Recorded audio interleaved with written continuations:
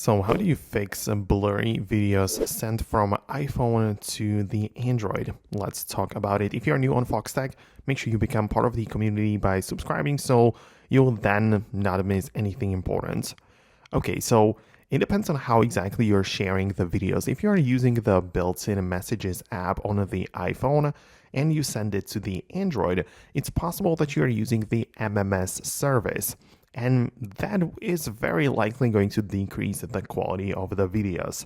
So what you need to do is to enable the RCS messaging on both devices. So you can find it in the settings on the iPhone as well as the Android device, and you can make sure it's turned on, and that way you can send the photos and videos over the internet, sort of, something like iMessage between Apple devices.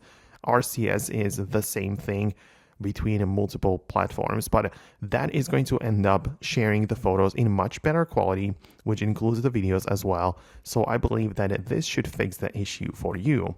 If not, keep in mind that there are plenty of different platforms, like WhatsApp is a great one, which a lot of people use, and the videos shared through this are going to be good enough, probably not in the 100% quality, but still barely noticeable compression, if any at all. So you'll be able to see the videos in a very nice quality, so you can also share it that way.